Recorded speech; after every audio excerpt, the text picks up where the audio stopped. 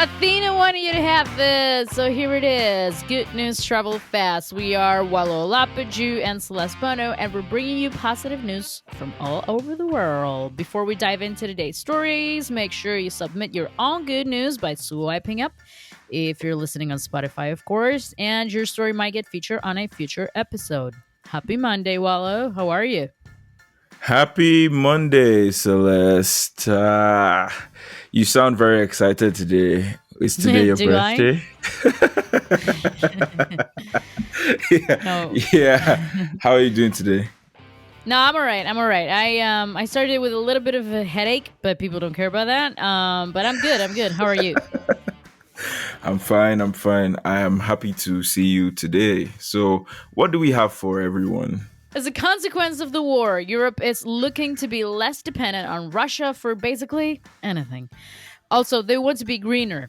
So, what's a better time to make solar panels mandatory in all new buildings than now? Europe's reliance on Russia's fossil fuel supply is used as an economic and political weapon and costs European taxpayers nearly 100 billion euros per year. So, Wow. following Russia's invasion of Ukraine, the European Commission is accelerating its original energy transition to produce nearly half of the bloc's energy from renewables by 2030. Wow, 2030. To achieve this, the EU is introducing a phased in legal obligation to install solar panels on new public and commercial buildings, as well as Nice. new residential buildings by 2029. The Nice. goal is to bring online over 320 GW of solar photovoltaic energy by 2025, more than doubling from 2020, and almost 600 GW by 2030. If successful, the good old sun will become the largest electricity source in the EU by 2030, with Nice. more than half of the share coming from rooftops. So, Engineer Wallo, how do you feel about this?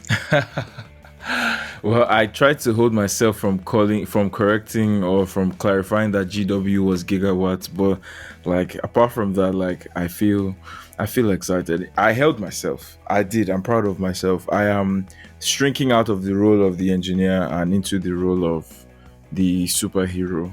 But yeah, I feel very Hmm. I feel I very just great to didn't hear want to that. say gigawatts. Is that is Yeah, that did I? yeah, yeah, definitely. Yeah. I know that you know that. I just felt like I shouldn't be annoying by saying that. Yeah. Oh No, it's well. fine. I'm not an engineer, but you are. Okay. Oh god. Yeah, but here's something you don't hear every day. Mining companies saying no to mining in favor of the planet's well-being. That is Okay. shocking. Yeah, we're not dreaming, it's happening, people. Some of the world's biggest mining companies have decided not to do research and extract minerals from Brazil's Amazon rainforest and are even taking Hmm. a stance against Brazilian President Jair Bolsonaro for his continued efforts to try to make that happen. Even before he was president, Bolsonaro was pushing to change how mining is regulated in Brazil. Nowadays, mining is only permitted in Brazil's indigenous lands after getting informed consent and under laws that regulate the activity. Bolsonaro insists indigenous territories contain mineral resources vital to bring prosperity to both the nation and the native peoples. More recently, in March, he pressured Congress for an emergency vote to finally regulate the mining of indigenous lands. He said the emergency vote was necessary because of the war in Ukraine, which threatened crucial supplies of the fertilizer potash from Russia to Brazil's farmlands. But experts were like, now, amigo.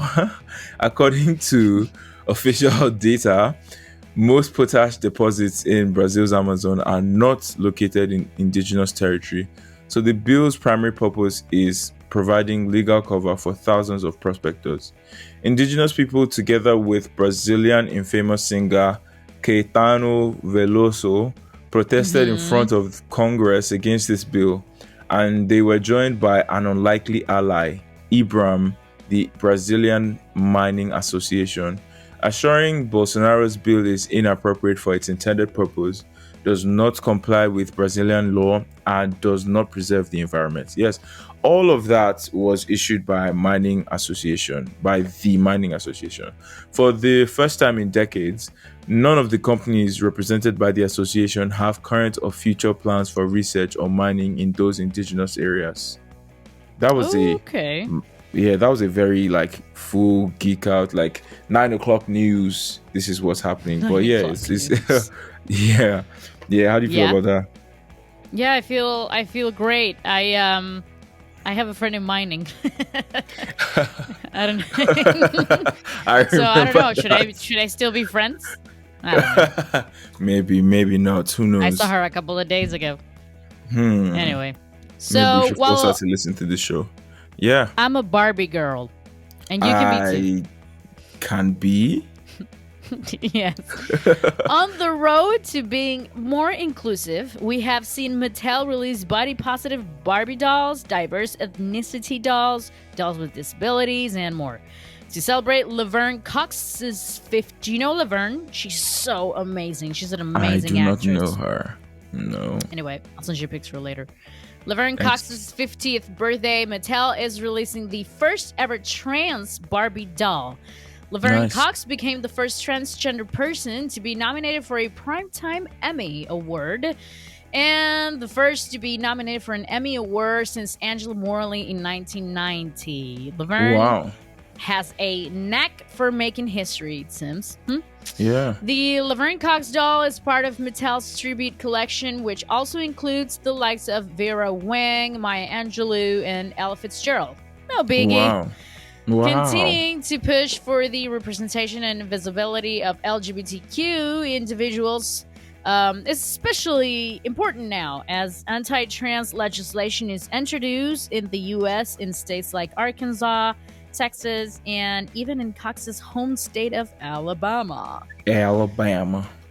Not only the denial of equal access, but the denial of medically necessary healthcare is incredibly detrimental to these young people, Cox said Yeah. in an interview. She wishes that this new Barbie release will give trans kids out there hope that everything and anything is possible. Yeah. I didn't even really understand that it was possible for me to be my authentic self, said. I grew up in that world, and now I have a Barbie doll, so anything is possible, said Laverne. Yeah. That's what she Isn't said. that amazing? Yep. It's amazing. Exactly. That's what she said. Yeah. It's amazing. Well, Yeah, good for you, great. Laverne. Yeah, good for her. My Barbie doll would be so bad. Like nobody would. It's like it would be like a really tiny, teeny doll. I was going to say I would buy it, but then that would be creepy. So no, I won't buy it. No. Creepy. I would tell my friends to probably buy it or something. I don't know how to get out of this conversation. But yeah, Yeah, okay. I can get you out by saying goodbye. See you next Tuesday. Bye. Bye. Bye. Have a lovely Monday. I hope you enjoyed this episode. There will be more great news tomorrow. Good News Travel Fast is a news podcast serving positivity and laughter in daily doses. Oh, but we don't have episodes on the weekends. We actually have to sleep. Don't forget to subscribe and rate us on Spotify, Apple, or wherever you listen to podcasts.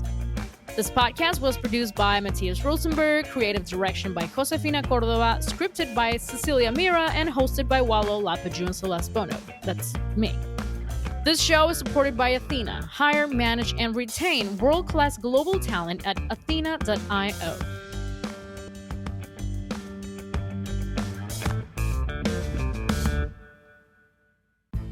A brilliant startup like yours needs the best of the best on your team. Are you taking advantage of global talent? Level up your team for more success for only 33% of your usual hiring costs. Go to Athyna.io right now to learn more. That's Athyna.io.